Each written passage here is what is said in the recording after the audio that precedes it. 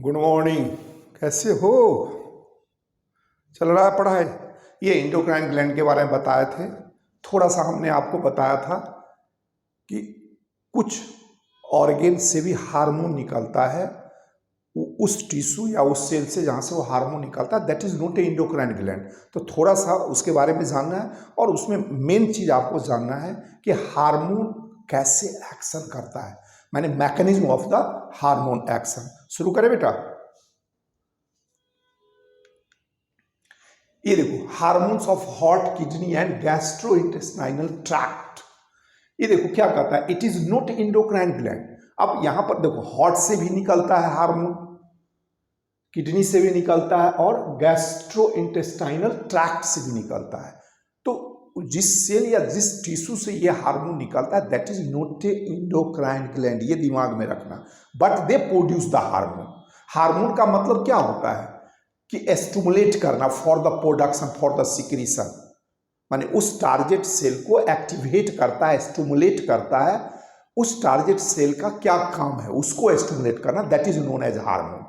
तो ये वहां से भी हार्मोन, जैसे देखो हार्ट में क्या कहता है, इट सिक्रीट, देख लो कहां से निकलता है, atrial wall of the heart से निकलता, देखो हार्मोन निकलता है, नोन एज, देखो एट्रियल न्यूट्रोयूरेटिक फैक्टर, एएनएफ कहा जाता है। ये याद रखना है तुमको।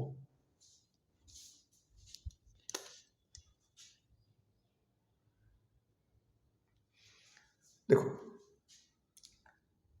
न्यूट्रोयूरेटिक factor ANF which decrease blood pressure. क्या होता है, जब आपका ब्लड प्रेशर ज्यादा हो जाता है, हाई ब्लड प्रेशर होता है, तो उस सिचुएशन में क्या होता है, उस एट्रियल वॉल से एक हार्मोन निकलता है तुम्हारा, जिसी को क्या बोले, एएनएफ। ये एएनएफ क्या करता है, उस आर्टियल वॉल को डाइल्यूट कर देता है, डायमीटर को बढ़ा देता है। तो जैसे ही डायमीटर बढ़ेगा, आपका ब्लड प्रेशर क्या हो जाएगा, कम हो जाता है। समझ में आया? तो ये हार्ट से तुम्हारा एक जो हार्मोन निकलता है वो एएनएफ, याद रखना है, न्यूट्रीयूरेटिक फैक्टर।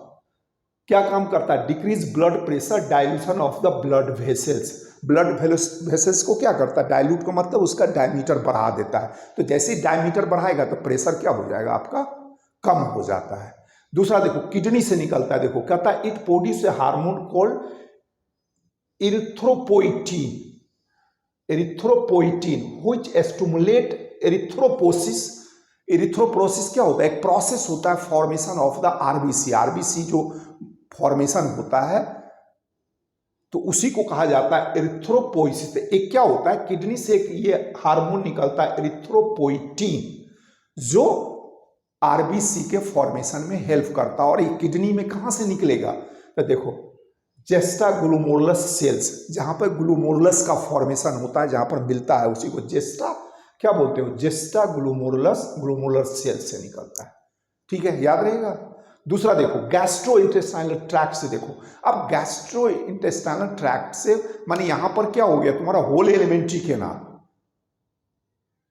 तो मोर और लेस तुम्हारा 4 टाइप्स ऑफ हार्मोन का फॉर्मेशन होता है। पहला देखो हार्मोन क्या निकलता है, गैस्ट्रिन, नाम से पकड़ो, which act on the gastric gland. अब गैस्ट्रिक ग्लैंड से क्या होता है, गैस्ट्रिक जूस निकलता है। उसी गैस्ट्रिक जूस में क्या होता है, पेप्सिन, एचसीएल, म्यूकस।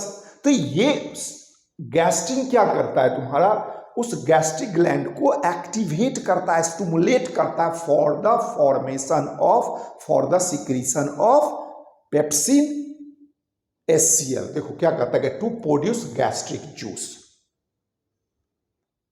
क्या होता है, जैसे फूड आपका माउथ से ओसोफेगस में आता है, जैसे ओसोफेगस से कहां आएगा, स्टोमिक में आएगा। गैस्ट्रिक ग्लैंड कहां होता है, स्टोमिक। तो एक सिग्नल आता है गैस्ट्रिक ग्लैंड को कि भाई आप रेडी रहो, फूड आ रहा है। तो वो क्या होता है, वही गैस्ट्रिन जो है उस गैस्ट्रिक ग्लैंड को स्टिमुलेट करता है फॉर द फॉर्मेशन, याद रहेगा। दूसरा देखो सिक्रीसिन, ये देखो ये एक्ट ऑन एक्सोक्राइन पेनक्रियाज। अब देख लो, अब जैसे ही स्टोमिक में डाइजेशन तुम्हारा खत्म हुआ, तब वहां से कहां आएगा, ड्यूडेनम में। तो अब पेनक्रियाज से जो इंजाइम निकलती है, तो वो जैसे वो फूड स्टोमक से नीचे आएगा, एक वहां से सिग्नल आता है, देखो क्या बोलते हैं, सिक्रिटीन, वो एक्सोक्राइन पेनक्रियाज को एक्टिवेट करेगा, काहे के लिए, for the production of enzyme, जो पेनक्रियाज से एंजाइम निकलता है। अब देखो stimulates secretion of water and bicarbonates ions. दूसरा देखो क्या है, चोलासाइटोकाइनिन, देखो इसको सीसीके कहता है, act on pancreas and gall bladder and stimulate the secretion of the pancreatic enzyme and bile juice. Last देखो क्या है, गैस्ट्रिक इनहिबिटरी पेप्टाइड, जीआईपी, देखो क्या क्या कहता है, inhibit the gastric secretion and motility. अब उल्टा भी देखो, अभी गैस्ट्रिक इनहिबिटरी पेप्टाइड जीआईपी, इसको क्या होता है, अब वो गैस्ट्रिक ग्लैंड को इनहिबिट भी करता है, यानी यहां पर दोनों तरह, एक क्या होता है, एक्टिवेट करता है फॉर द प्रोडक्शन, और एक इनहिबिट करता है टू स्टॉप द प्रोडक्शन। समझ में आया?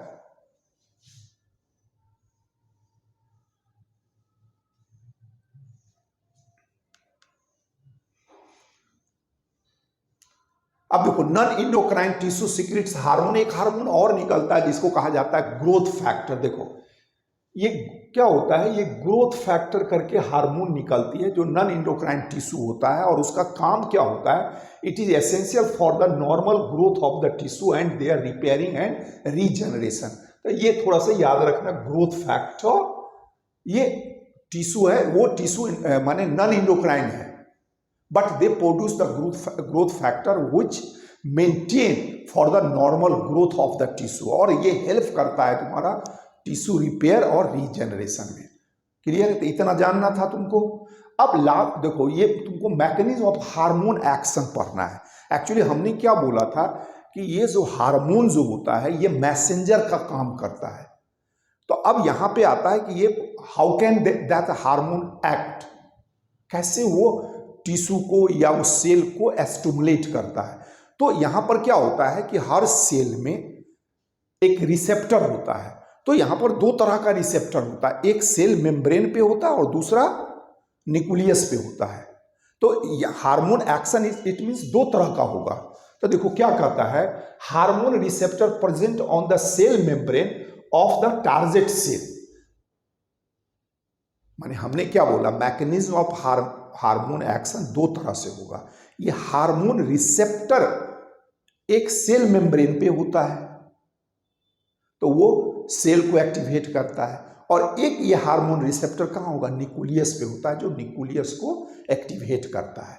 ठीक है? अब न्यूक्लियस को क्यों एक्टिवेट करेगा, फॉर द जीन एक्सप्रेशन। अब जीन एक्सप्रेस होगा, मैसेंजर आरएनए का फॉर्मेशन होगा, मैसेंजर आरएनए से क्या होगा, ट्रांसलेशन हुआ, एक पर्टिकुलर प्रोटीन का फॉर्मेशन होगा। अब उस प्रोटीन का व्हाटएवर द फंक्शन, ठीक है, तो देखो क्या करता है, तो वो जो सेल मेम्ब्रेन पे होता है उसी को क्या बोलोगे, membrane bound receptor. And receptor देखो present inside the target cell are called intracellular receptor, और ये जनरली कहां होगा, ऑन न्यूक्लियस होगा। सेल मेम्ब्रेन पे जो होगा उसको क्या बोलोगे, मेम्ब्रेन बाउंड रिसेप्टर, और न्यूक्लियस पर जो होगा उसको क्या बोलोगे, इंट्रासेलुलर रिसेप्टर। अब देखो क्या कहता है, each receptor is specific to one hormone only, यानी हर रिसेप्टर क्या होता है, स्पेसिफिक होता है, एक पर्टिकुलर हार्मोन से ही वो बाइंड कर पाता है, और जैसे वो हार्मोन बाइंड कर जाएगा उस पर्टिकुलर रिसेप्टर से, तो उसी को क्या बोलते हो, हार्मोन रिसेप्टर कॉम्प्लेक्स। ठीक है? अब यहां पर देखो क्या कहता है, when hormones attach to receptor it change metabolism of the target cell. मेरी बात समझ रहे हो, जैसे वो अटैच होता है क्या होता है, उस सेल का, उस टारगेट सेल का मेटाबॉलिज्म में चेंजिंग आता है। तो वही मेन काम करना था हार्मोन का। अब देखो, hormone attached with the membrane bound receptor do not enter the target cell but generate second messenger. अब यहां पर समझो, हमने बोला कि दो तरह से हार्मोन एक्शन होता है, एक रिसेप्टर कहां होता है, सेल मेम्ब्रेन पे होता है।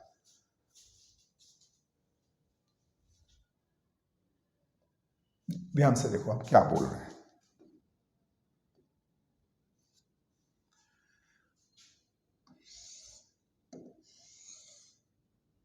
मान लो ये सेल मेम्ब्रेन है,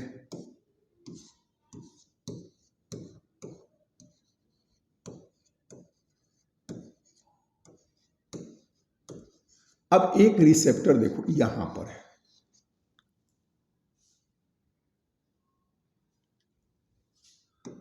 मान लो ये रिसेप्टर है,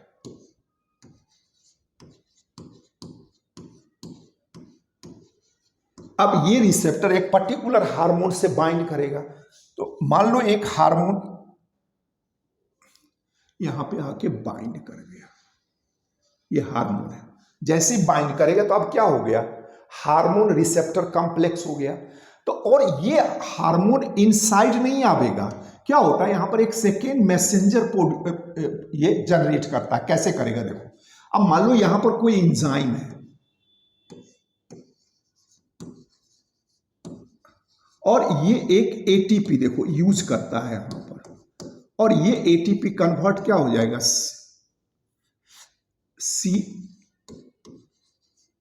देखो एडेनोसिन मोनोफॉस्फेट में विथ कैल्शियम, देख लो यहां पर कैल्शियम आयन भी प्रोड्यूस होता है। तो ये सेकेंड क्या हो गया, जनरेशन हो गया। यहां पर ये वही कहता है यहां पर देखो, target but generate second messenger, example दिया देखो साइक्लिक एएमपी, IP3 और calcium ion, it is which in turn regulate the cellular metabolism. यानी ये सेलुलर माने ये सेल मेम्ब्रेन से जो हार्मोन अटैच होता है वो हार्मोन डायरेक्ट इन नहीं करता है, तो कैसे होता है, तो वो जनरेट करता है सेकेंड मैसेंजर। और वो सेकेंड मैसेंजर क्या क्या हो सकता है देखो, साइक्लिक एएमपी। तो ये साइक्लिक एएमपी कैसे बनेगा, with the use of the ATP या IP3 या कैल्शियम आयन। और ये सेकेंड जब जनरेट होता है तो क्या होता है, which in turn regulate the cellular metabolism.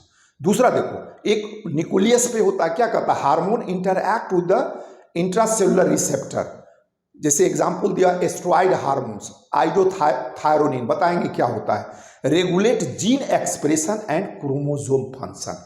अब यहां पे क्या होता है, मान लो ये सेल मेम्ब्रेन है, सपोज करो ये न्यूक्लियस है, यहीं पर वो रिसेप्टर, ये हार्मोन आया यहां अटैच हो जाता है इस न्यूक्लियस में। तो जैसे वो हार्मोन उस रिसेप्टर पर अटैच होगा तो क्या हो गया, हार्मोन रिसेप्टर कॉम्प्लेक्स का फॉर्मेशन हुआ। अब वो क्या करता है, उस जीन में चेंजिंग लाता है, एक पर्टिकुलर जीन को एक्टिवेट करता है for the expression of the character. तो वो एक्सप्रेशन ऑफ कैरेक्टर वो जीन कैसे करेगा, मैसेंजर आरएनए का फॉर्मेशन करेगा, उसी मैसेंजर आरएनए का फिर ट्रांसलेशन होगा, एक पर्टिकुलर प्रोटीन बनेगा, और वो प्रोटीन क्या करेगा, दैट कंट्रोल द फिजियोलॉजिकल और डेवलपमेंटल चेंज, जो भी उस हार्मोन का रोल है। क्लियर है। इसका देखो डायग्राम एनसीईआरटी में कितना अच्छा दिया है, सो देख लो।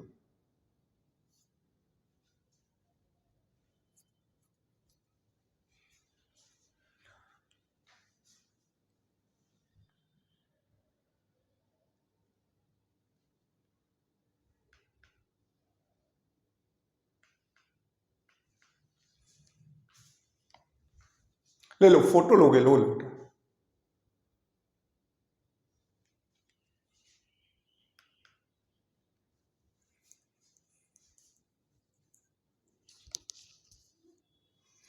ये देख लो, ये एक है, ये सेल मेम्ब्रेन का रिसेप्टर है। हमने क्या बोला कि हार्मोन एक्शन तुम्हारा दो तरह से होता है, एक देख लो ये है, अब ये सेल मेम्ब्रेन है, प्लाज्मा मेम्ब्रेन भी कह सकते हो। यहां पर ये एनसीईआरटी में देखो, ये ओवेरियन सेल मेम्ब्रेन का डायग्राम है।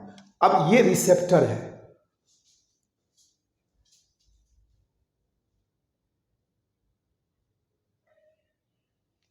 ये देखो ये रिसेप्टर है, ये हार्मोन हुआ। अब ये जैसे इसके साथ कंबाइन करेगा तो क्या बन गया, हार्मोन कॉम्प्लेक्स, ये हार्मोन रिसेप्टर कॉम्प्लेक्स। अब क्या होता है, यहां से ये एक सेकेंड मैसेंजर जनरेट करता है। कैसे जनरेट करेगा, सपोज करो कोई यहां पर एंजाइम है, उस एंजाइम ये एटीपी का यूज करके ये क्या बनता है, देखो ये एएमपी। अब ये रिस्पॉन्स देखो तो क्या हुआ, generation of second messenger cyclic AMP या कैल्शियम आयन। और यही क्या करेगा, बायोकेमिकल रिस्पॉन्सेस, और वही बायोकेमिकल रिस्पॉन्सेस क्या होगा, फिजियोलॉजिकल रिस्पॉन्सेस। तो ओवेरियन ग्रोथ को कंट्रोल करता है। जिसे मान लो फॉलिकुलर स्टिमुलेटिंग हार्मोन आया, तो कैसे वो फॉलिकल्स को एक्टिवेट करेगा, उसका ग्रोथ कराएगा। देखो ये है, समझ में आया।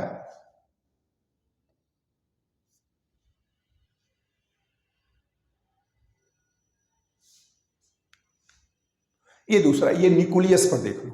अब ये हार्मोन जैसे देखो एस्ट्रोजीन है, ये एग्जाम्पल दिया एस्ट्रोजन, देखो ये हार्मोन है। अब ये डायरेक्ट देखो कहाँ आ जाता है, न्यूक्लियस, यहीं पर क्या होता है, रिसेप्टर होता है। यहाँ दिखाया देखो हार्मोन रिसेप्टर कॉम्प्लेक्स, इसमें यहाँ पर रिसेप्टर होता है। अब जैसे ये न्यूक्लियस पे वो हार्मोन बाइंड करता है तो they form the hormone receptor complex. उसके चलते क्या होता है, उस जीन जो डीएनए तुम्हारा जीनोम है उसमें क्या होता है, चेंजेस आता है, और एक पर्टिकुलर जीन क्या होता है, एक्टिवेट हो जाता है, और वो मैसेंजर आरएनए का फॉर्मेशन करता है। उस मैसेंजर क्या करेगा, प्रोटीन, और whatever the role of the protein, तो देखो वही प्रोटीन क्या करता है, फिजियोलॉजिकल रिस्पॉन्सेज, टिश्यू ग्रोथ या डिफरेंशिएशन करवाता है। इस तरीके से इसका एक्शन होता है। कोई दिक्कत?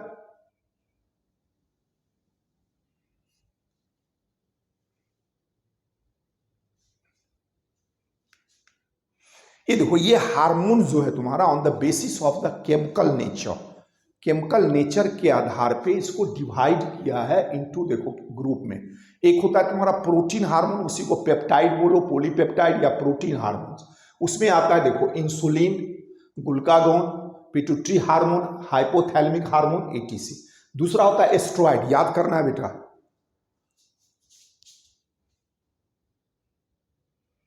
दूसरा देखो एस्ट्रॉइड में कॉर्टिसोल, टेस्टोस्टेरोन, एस्ट्रोडियल एंड प्रोजेस्टेरोन, देख लो।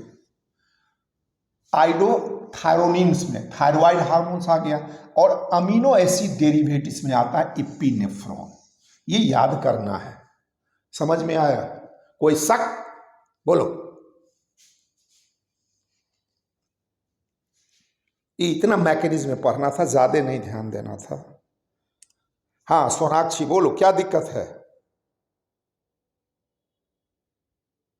बच्चा कम ज्वाइन किया है बेटा, मात्र 60 को। अच्छा सोचा होगा ये तो हो जाएगा। आगे बोलो। चौहान, क्या नाम है रे? संतोष चौहान। हाँ बोलो बेटा, क्या दिक्कत है?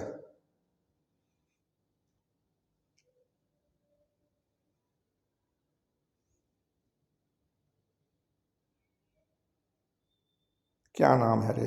कौन अहमद है? तौकीर अहमद। हाँ बोलो बेटा।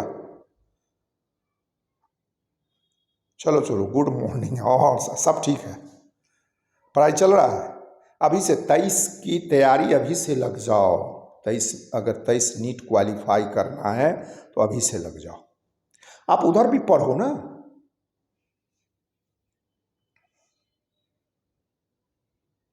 जो अभी परीक्षा देगा, जो अभी फॉर्म भरा रहा है नीट का, तो थोड़ा सा 11 बायोलॉजी पे ज़्यादा कंसंट्रेट करना, क्योंकि जो लड़का अभी 12 का परीक्षा दे रहा था, 12 वाला तो उसको मजबूत रहता है, 11 वाला भुला गया रहता है। तो थोड़ा सा 11 पे ज़्यादा स्ट्रेस देना है। और मैं कोशिश करता हूँ कि आपका NCERT का निचोड़ यहाँ पे ला के रख देता हूँ। और हमेशा याद रखना, नीट में NCERT से बियॉन्ड कोई क्वेश्चन नहीं पूछता है, ठीक है? अगर ये वीडियो आपको अच्छा लगता है, पसंद आता है, तो प्लीज़ प्लीज़ इसको लाइक करो, सब्सक्राइब करो, मित्रों के बीच में फैलाइए। और अगर अधिक जानकारी है तो बार बार बोल रहे हैं, वेबसाइट है www.pramatham.foundation.com पर जाइए, सारी जानकारी मिल जाएगा। और वहाँ से आप चाहोगे हमारे साथ डायरेक्ट जुड़ सकते हो, चाहे वो ऑनलाइन हो चाहे वो ऑफलाइन हो। ठीक है, बाय।